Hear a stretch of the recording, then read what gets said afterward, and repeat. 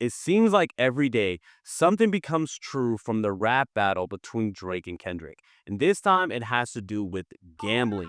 If you didn't know, Drake, Adin Ross, and many other influencers and streamers that partnered up with Stake, an online gambling casino, have received a lawsuit from the state of Missouri for promoting online gambling, which is illegal in Missouri. If you guys don't know, in the United States, not every state legalizes sports betting and online gambling and things like this. So you're probably wondering, how is the state of Missouri gonna connect the ties to Drake and Ada Ross and all these other influencers and streamers, musicians, whatever? And I guess their premise is gonna be, well, you have a large audience and some of that audience is in Missouri. So we're able to say you promoted your stuff, your gambling stuff to our, citizens of our state. And I personally have a big issue with gambling in casinos and all these things. I don't understand why they're legal, or at least there should be like a cap, a ceiling for how much somebody's able to gamble. I don't think it should be as much as you want. I don't think it should be in the millions or anything like this. And you're probably wondering, how are Drake and Ada Ross tied with this? Well, if you guys don't know, for the past few years, these influencers and streamers and musicians have been partnering up with them unofficially or officially, whether it's, making their own streaming platform or just constantly promoting on their Instagram stores and things like this. If you go to Drake's page, it literally has Stake in his bio. And anytime there's a big sporting event, Drake shows you what he's betting and the odds of like what he'll win if he loses and all these different things. And it's just like, whoa, he's not betting small amounts either. It's not like, even major amounts. It's like super big amounts. It's like in the millions or like high six figures. And it's just like, Drake, you don't think this is gonna have a negative recourse in terms of your fan base, the people who follow you? Like, people who follow Drake aren't gamblers, People who follow him are fans of his music, maybe fans of him. So the fact that he's promoting this stuff, it's just like, whoa, you're really signing up a lot of your fan base to a very dangerous addiction that could, ruin their lives. Gambling is one of the worst addictions you can have because it's highs and lows really fast and really quickly. You get dopamine hits, you come back down, you think you can rise up again. You feel like, oh, as long as I keep playing, I'll win eventually. Or as long as I keep playing, I'll never lose because I just need one hit.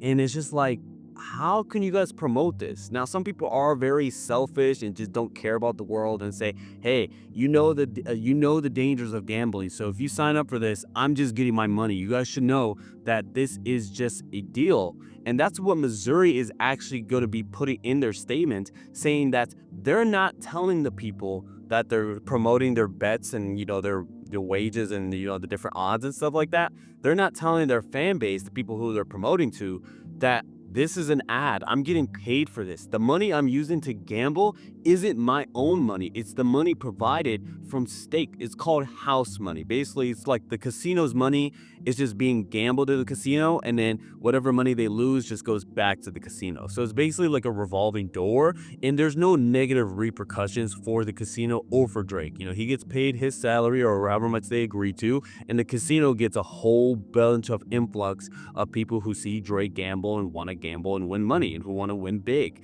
And it's just like, this is evil. This is basically like saying, like, I don't want to compare it to anything for terms of service reasons. I don't know YouTube if they're like really strict on things I could say, but just imagine, somebody's selling something that's really addictive, and they're using one of the most influential people in the neighborhood or the community to say like, I take this stuff and look at me, I'm doing great. But they're not really taking the stuff, and they're just getting a whole bunch of new customers and new clients and addicts and all these different things. And it's just like, you're basically ruining the community environment for your own selfish needs, because 10, 15 years later, when you retire and you're an old man sitting somewhere on the beach, you're going to forget about all the people that you ruined their lives. I feel like in the past few years, the online gambling scene has just grown to like exponential heights. I'm seeing ads from influencers 24/7, whether it's on YouTube, whether it's on Twitch, whether it's on like different streaming, like TikTok and everything. I just see these logos like Stake, Underdog, and all these different things. And I'm just like, when did this become so prevalent in our face? Like before, I feel like people didn't take deals from gambling. Well, the gambling casinos, the online ones especially, have a lot of money, and the way to promote it is just by putting their logos everywhere, showing that people win big. They show them like winning huge amounts. They don't tell them that it's not their money though, it's house money. And then it's like ever since 2020, when people were just quarantined in their house, it just feels like people, I don't know, needed some type of stimulant, and gambling has like a really big rush. It had the levels of their serotonin just skyrocket. And it's just been like, okay, we need to keep this going. We need people stay on their phones, stay on it. We need to make an app. We need to make it online. We need to make it so that you can get a VPN to go gamble if your country or state doesn't allow, just VPN to another state. And it's just like, whoa, this is growing so fast. And it feels like any regulators or any things that we were like keeping this in like check before, like pre 2020, have just all gone away because they realize how much money there is.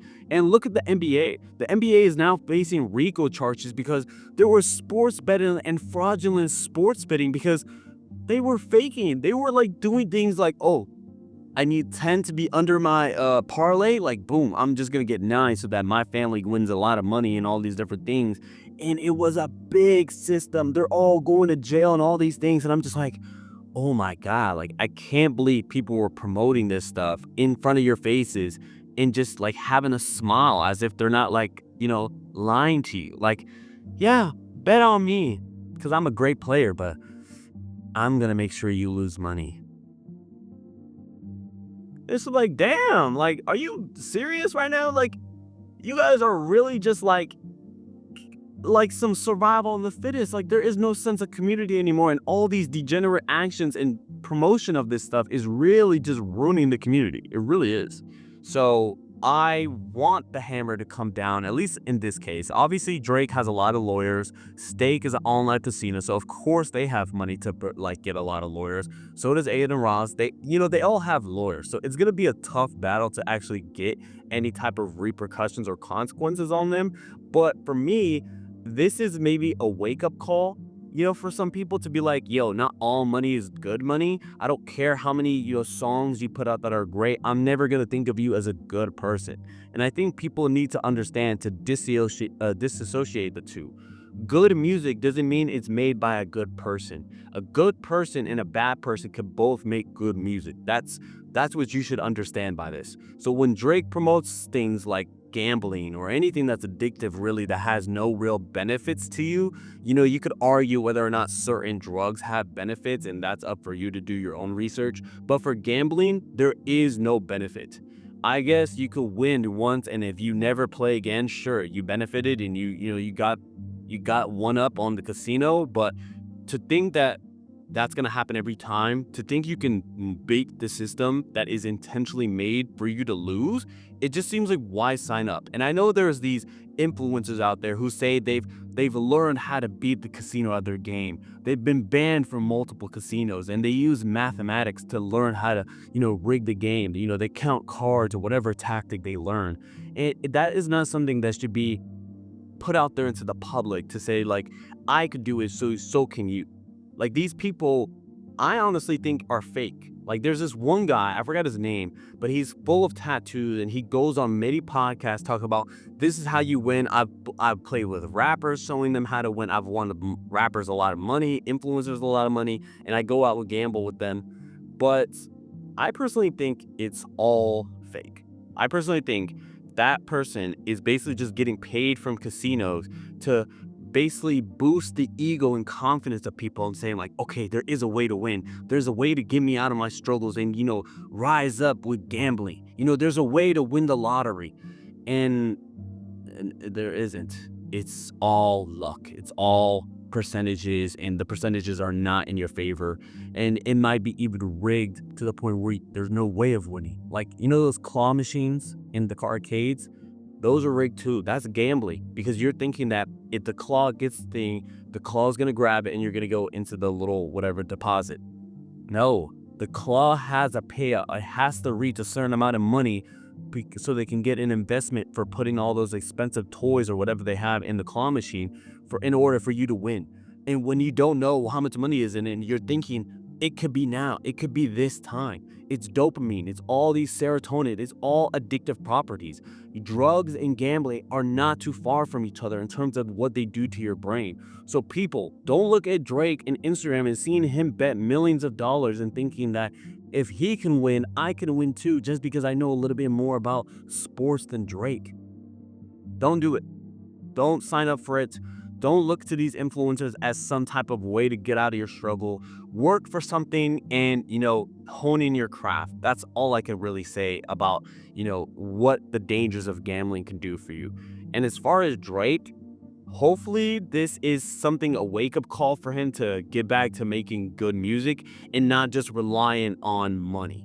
I feel like ever since maybe Views, when Views really popped off, that was when he really entered the global like superstardom level. I think that's when he started to shift his eyes on the goal. I think his goals changed. I think he wanted to just make as much money as possible. He was gonna try to bleed dry the concerts and the Live Nation performances and the Universal and everything. He was gonna just squeeze everything out of it so that he can get as much money as possible. And now everything's crumbling down. The castle was made of sand and it's drifting back into the ocean. And Drake is hot trying to hold on, but unless he switches his pivot to back to what people originally liked him for, he's gonna be keep drifting away. So, I don't really know. The gambling stuff, that's, I'm not in favor of gambling. So if they're guilty of it, I don't really feel bad for them when it comes to that. But, you guys let me know what you guys think about Drake and this gambling thing. And do you think this is going to do anything for his psyche? You guys let me know.